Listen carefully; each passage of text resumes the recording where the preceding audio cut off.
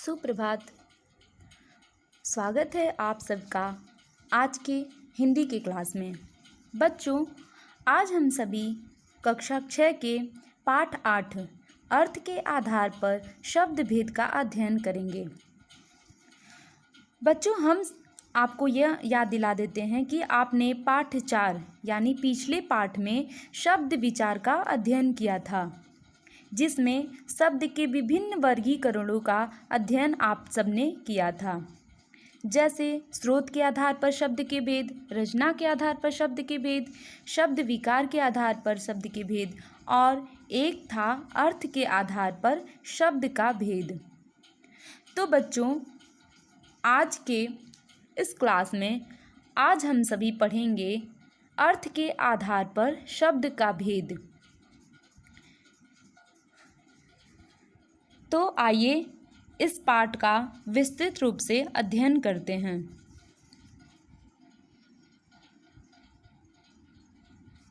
पाठ 8 अर्थ के आधार पर शब्द के भेद। तो अर्थ के आधार पर शब्द के कौन कौन से भेद होते हैं, पहले हम आपको उनसे परिचित करा देते हैं। पहला है पर्यायवाची शब्द, विलोम या विपरीतार्थक शब्द, अनेकार्थक शब्द, श्रुति समभिन्नार्थक शब्द या समरूपी भिन्नार्थक शब्द, और वाक्यांशों के लिए एक शब्द, जो आपने पिछले अध्याय में पढ़ चुका है।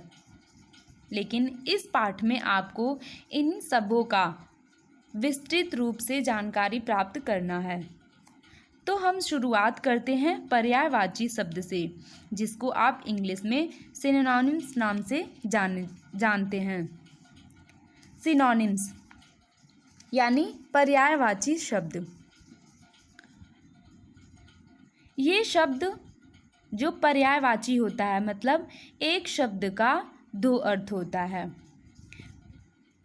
जैसे आप सामने देख रहे हैं, एक वाक्य लिखा है, यह गणेश की मूर्ति है, यह गणपति की मूर्ति है, यह सिद्धिविनायक की मूर्ति है। आप देख रहे हैं गणेश जी के लिए 3 शब्दों का प्रयोग किया गया है, गणेश, गणपति और सिद्धिविनायक।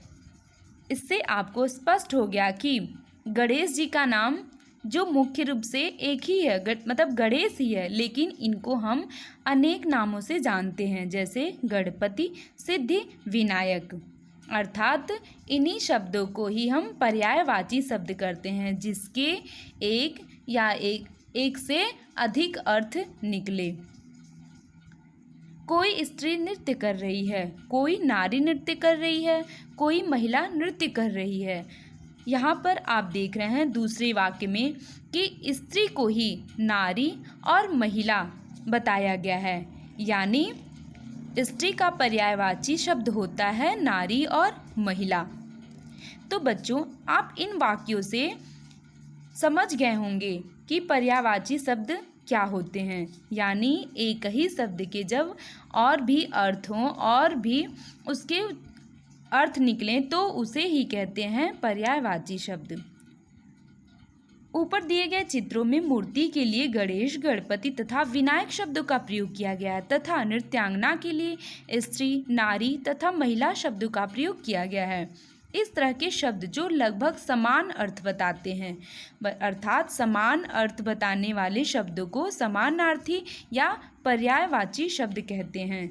पर्यायवाची को ही समानार्थी शब्द भी कहते हैं। समानार्थी मतलब समान अर्थ देने वाले शब्द। ध्यान रखेंगे कि पर्यायवाची शब्द 100% समानार्थी नहीं होते, इनके अर्थ में सूक्ष्म अंतर होता है। इसीलिए प्रत्येक पर्यायवाची शब्द को एक दूसरे के स्थान पर रखकर प्रयोग करना संभव नहीं हो पाता। इसलिए आप सभी कुछ उदाहरण देखेंगे, जैसे अंधेरा। अंधेरा का पर्यायवाची शब्द होता है अंधकार, तिमिर, तम और तमिस्त्र। अमृत का सुधा, पीयूष, सोम, अमीय। असुर का दानव, राक्षस, दैत्य, निशाचर। इसी प्रकार से नीचे भी पर्यायवाची शब्द दिए हैं जिनको एक बार मैं पढ़ करके आपको बता देती हूँ। ईश्वर का होता है प्रभु, परमात्मा, भगवान, परमेश्वर। कपड़ा का वस्त्र, पट, चीर, परिधान। कमल, जलज, नीरज, वारिज, पंकज, अरविंद। किनारा का होता है तट, कूल, तीर, कगार, पुलिन। गंगा का सुरसरी, देवनदी, भागीरथी, जाह्नवी। गणेश का ऊपर अभी आपने पढ़ा। गाय का गौ, धेनु, सुरभि, गौ। घर का गृह, धाम, आवास, गेह, सदन। घोड़ा का अश्व, हय, बाजी, तुरंग। चंद्रमा का होता है चांद, शशि, राकेश, हिमांशु, इंदु। जल का पानी, पानी, नीर, वारी, पय, जीवन। और तलवार का असी, खड्ग, शमशीर, चंद्रहास।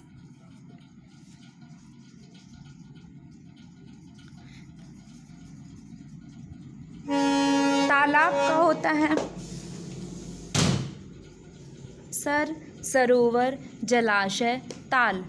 दिन का दिवस, वार, दीवा, वासर। दूध का दुग्ध, पय, गोरस, क्षीर। देवता, सुर, अजर, अमर, आदित्य। नारी का स्त्री, महिला, अबला, कामिनी, रमणी। पत्ता का पात, पत्र, दल, पर्ण। आगे भी जो भी सामने आपको शब्द दिख रहे हैं और पर्यायवाची शब्द, इनको आप ध्यानपूर्वक पढ़ लेंगे जिससे आपको पर्यायवाची शब्द स्पष्ट हो जाएंगे।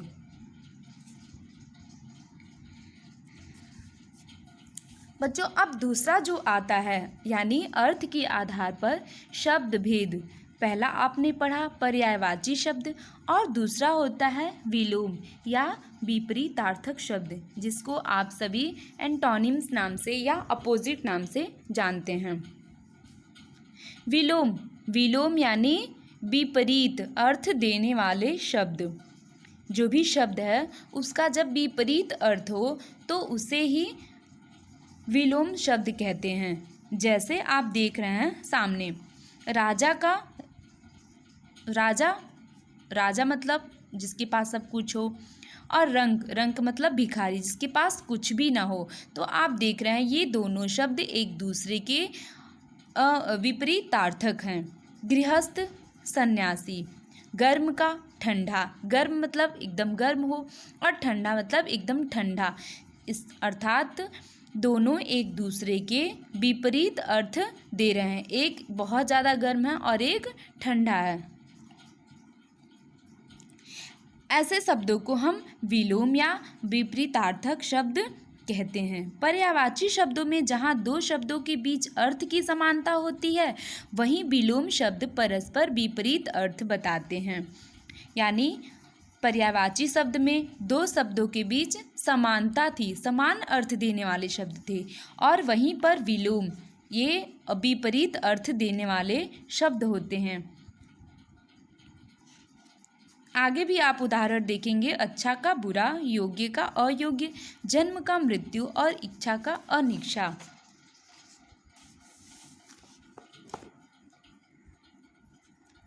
आगे सूची दी गई है जो कुछ शब्द हैं और उनके विलोम शब्द हैं। इन्हें एक बार आप देखेंगे। अंधेरा, उजाला, अगला, पिछला, अनुकूल, प्रतिकूल, अमृत, विष, अल्पायु, दीर्घायु, आग, पानी, आवश्यक, अनावश्यक, आज्ञा, अवज्ञा, आयात, निर्यात, उतार का चढ़ाव, उत्तम का अधम, कुटिल, सरल, कृपालु का निर्दयी या क्रूर, गुण का दोष, चंचल का स्थिर, छोटा का बड़ा, जिंदा का मरा, ज्ञानी अज्ञानी, मोक्ष, बंधन, दयालु, निर्दयी, धर्म, अधर्म, न्याय, अन्याय, निश्चित, अनिश्चित, पाप, पुण्य, बहुत, थोड़ा, भारी, हल्का, मालिक, नौकर, रक्षक, भक्षक, उर्वर, ऊसर, राग, विराग, स्वस्थ, अस्वस्थ। इसके बगल में आप देख रहे हैं कुछ शब्द हैं और उनके विलोम दिए गए हैं, तो इन्हें आप ध्यानपूर्वक पढ़ लेंगे। बच्चों, जो अब तीसरा आता है, यानी अर्थ के आधार पर जो तीसरा भेद होता है वह होता है अनेकार्थक। अनेकार्थक, इसको पढ़ने से ही स्पष्ट हो जा रहा है कि अनेक मतलब एक या एक से अधिक, अर्थक मतलब अर्थ, यानी ऐसे शब्द जो एक से अधिक अर्थ बताते हैं उन्हें अनेकार्थक शब्द कहते हैं। उदाहरण के लिए आप देखेंगे अंबर। अंबर शब्द के दो अर्थ होते हैं, एक होता अंबर यानी वस्त्र, और अंबर आप आकाश को भी जानते हैं, यानी आकाश को भी अंबर कहा जाता है। इन शब्दों के अर्थ में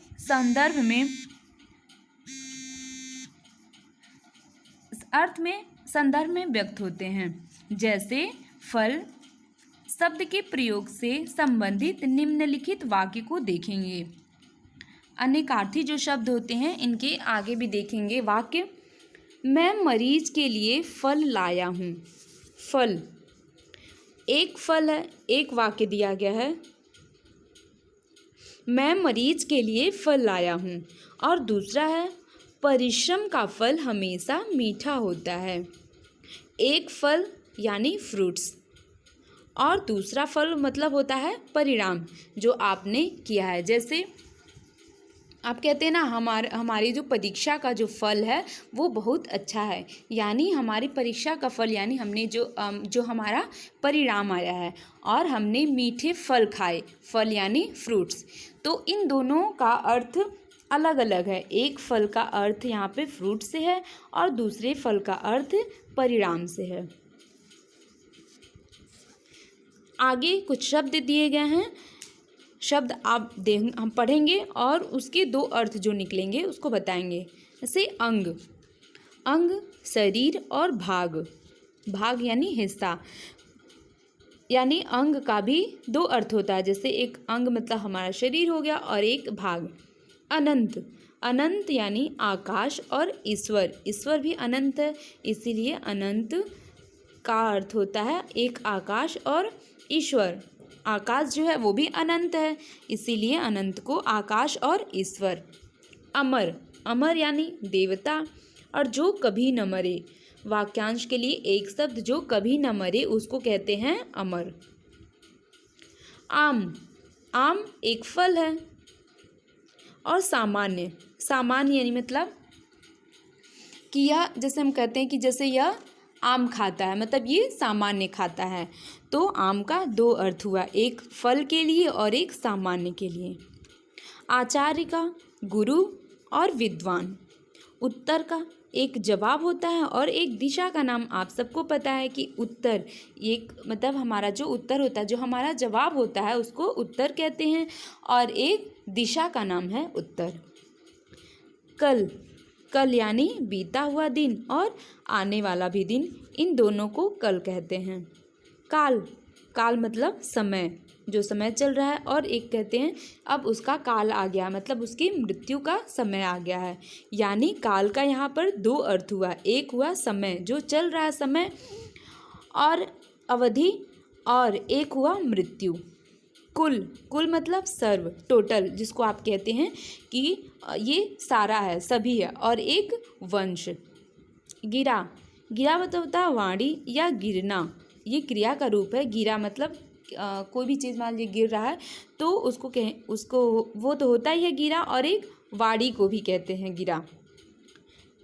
गुरु, गुरु मतलब एक भारी, और एक अध्यापक को भी गुरु कहते हैं। जीवन, जीवन मतलब जल, जल जीवन ही होता है, तो इसका अर्थ यानी जीवन का दो अर्थ होता है, एक जल के लिए और एक प्राण के लिए, क्योंकि प्राण भी जीवन ही है, और जल, जल भी हमारे लिए बहुत आवश्यक है, इसलिए जीवन को जल के लिए प्रयोग किया गया है। नभ, नभ मतलब आकाश, और नभ मतलब शून्य।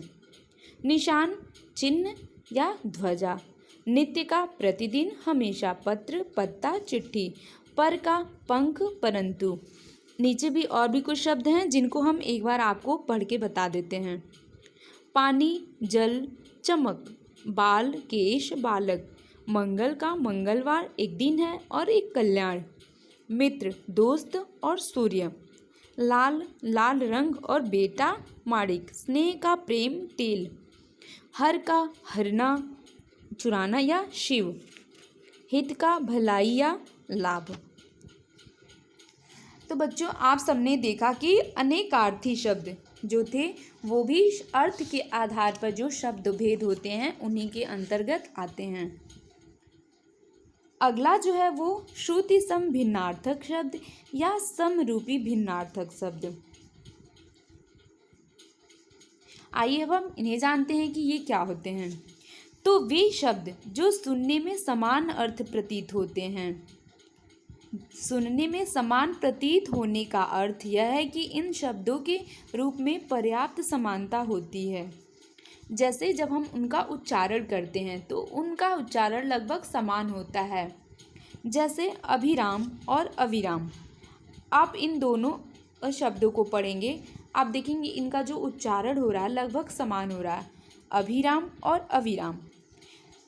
लेकिन इन दोनों का जो अर्थ है वह अलग है। दोनों के रूप में काफ़ी समानता है पर जो दोनों का अर्थ है वह भिन्न है। जैसे अभिराम, अभिराम शब्द का अर्थ है सुंदर और अविराम शब्द का अर्थ है लगातार। तो आपको समझ में आ गया कि श्रुति संभिन्नार्थक शब्द वे होते हैं जिनका उच्चारण लगभग समान हो लेकिन उनके जो अर्थ हों वह बिल्कुल अलग हों, भिन्न हों। आगे आप कुछ उदाहरण देखेंगे जिससे आपको स्पष्ट हो जाएगा। पहले समरूपी शब्द देखेंगे, जैसे अंतर और अंदर। इन दोनों का जब हम उच्चारण कर रहे हैं तो इन दोनों के उच्चारण में लगभग समानता है।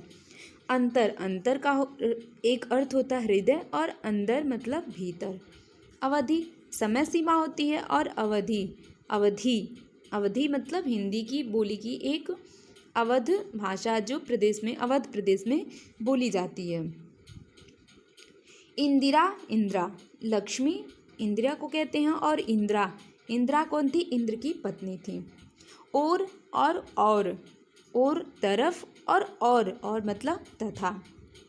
गदा और गधा, गदा जो होता है एक अस्त्र है, आप सबको पता है, और गधा एक पशु है। इन दोनों का भी उच्चारण एक समान है लेकिन इन दोनों के अर्थ में बहुत ज़्यादा अंतर है। चालक, चालाक, दिन, परिणाम, परिमाण और प्रमाण, मूल, मूल्य, शस्त्र और शास्त्र। इन सभी शब्दों को आप देख रहे हैं कि इन दोनों का उच्चारण आप जब भी करेंगे तो इन दोनों के उच्चारण में समानता होगी लेकिन इनके अर्थ में बिल्कुल भिन्नता आएगी। आचार और आचार, ऐसे ही आप इन शब्दों को एक बार पुनः स्वयं पढ़ेंगे और फिर जब आप इन सबों का उच्चारण करेंगे तो आपको स्पष्ट हो जाएगा कि ये जो भी शब्द दिए गए हैं वो श्रुति भिन्नार्थक शब्द हैं।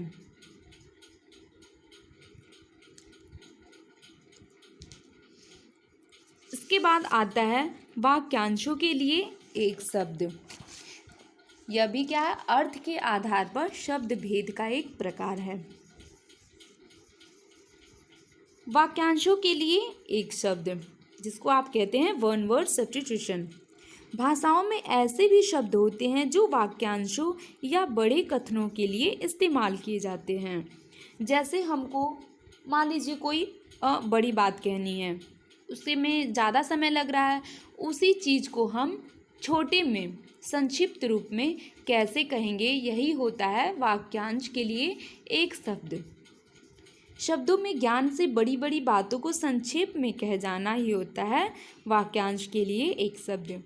उदाहरण के लिए यदि कोई कहता है कि मेरा भाग्य अच्छा नहीं है, इतना बड़ा अगर वाक्य है, मेरा भाग्य अच्छा नहीं है, इसको आपको एक शब्द में कहना है तो यह होगा अभागा।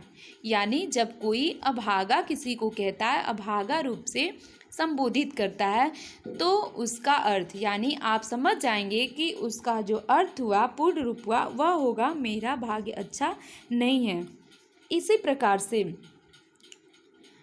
वाक्यांशों के लिए एक शब्द बनाए जाते हैं जिसको हम विस्तृत रूप से बड़े रूप में न बोल करके उसका जो छोटा रूप होता है वह प्रयोग करते हैं।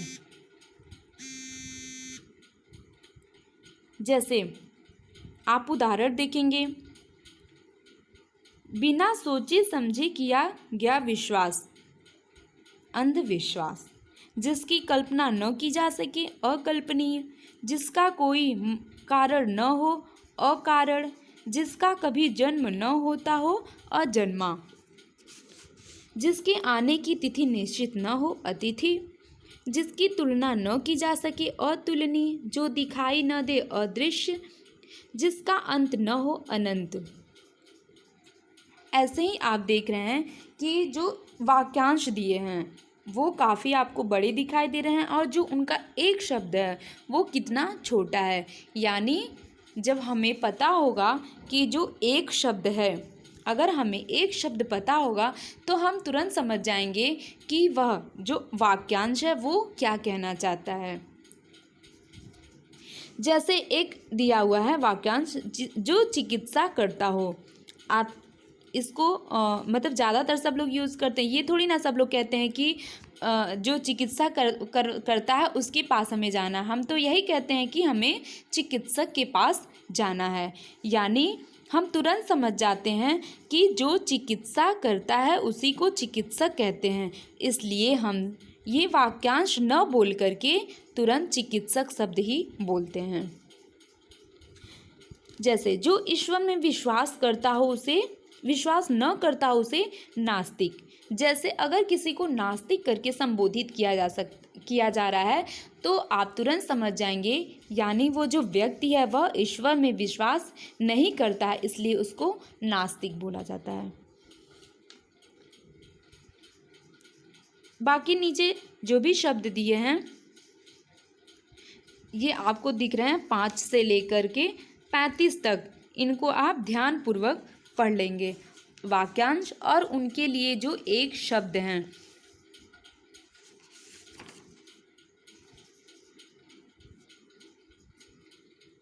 तो बच्चों यह पाठ यहीं पर समाप्त होता है।